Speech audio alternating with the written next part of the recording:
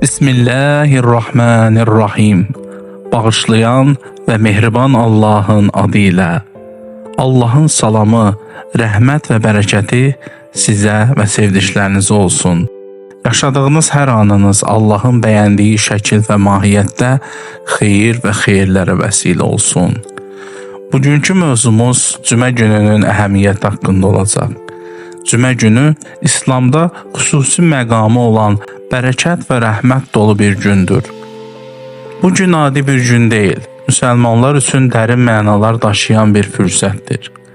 Həm fərdi ibadətlərdə, həm də ictimai baxımdan cümə gününün özünə məxsus xüsusiyyətləri var.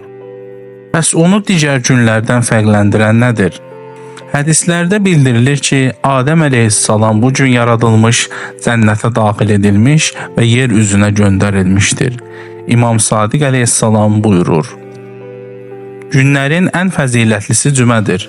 Allah bu günü müsəlmanlara bayram qərar vermiş və onu digər günlərdən üstün etmişdir.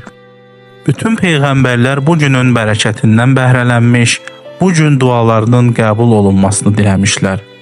Peyğəmbər salavatullah da bu günə xüsusi önəm vermiş, ümmətinə tövsiyələr etmişdir. Cümə gününün fərqli yönlərindən biri də ibadətlərə və mənəvi paşlığa daha çox diqqət yetirilməsidir. İmam Sadiq əleyhissalam buyurur: Cümə quslu insanın həftə ərzində etdiyi günahlara kəffarədir. Bu yalnız maddi təmizlik deyil, həm də ruhun saflaşmasıdır. İmam Əli əleyhissalam isə bu gün təmiz geyinməyi, ətir sürtməyi və namaza tələsməyi tövsiyə etmişdir. Cümə günü Qurandan xüsusi surələrin oxunması tövsiyə olunur. Ən önəmlisi Kəhf surəsidir. Bu surənin oxunması insanı fitnələrdən qoruyar və qəlbə nur bəxş edər. Cümə günü elə bir an var ki, həmin vaxt edilən dualar mütləq qəbul olunur. İmam Sadiq əleyhissalam buyurur: Cümə günü günorta ilə gün batımı arasında bir vaxt var ki, həmin anda edilən dua geri qaytarılmaz. Bu insan üçün böyük fürsətdir. Hər kəs bu anı dəyərləndirməli, Rəbbinə yönəlməlidir. Cümə günü ilə bağlı ən mühüm ibadətlərdən biri də cümə namazıdır. Quran-ı Kərimdə buyurulur: Ey iman gətirənlər!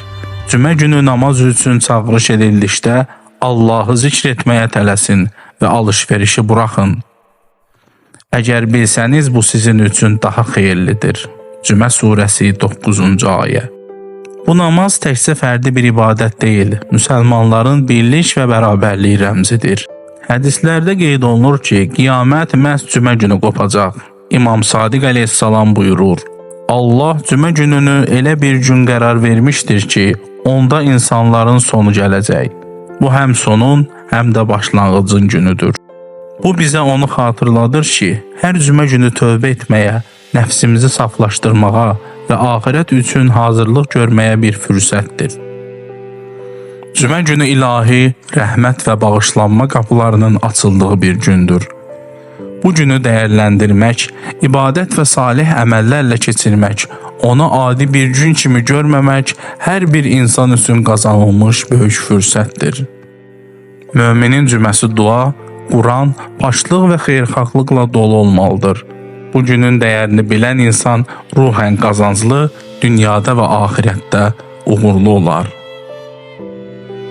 Əziz izləyicilər, bəs sizlər cümə gününü daha mənalı keçirmək üçün hansı əməllərə üstünlük verirsiniz? Rəylərdə fikirlərinizi bölüşə bilərsiniz. Əgər bu mövzu sizin üçün maraqlı oldu və dəyərli məlumatlar əldə etdinizsə, videonu bəyənərək dəstək ola bilərsiniz. Daha çox faydalı məzmun üçün kanalıma abunə olmağı unutmayın. Növbəti görüşlərdə yenidən birlikdə olmaq ümidi ilə. Vəssalamun aleykum və rəhmətullahi və bərəkatuhu.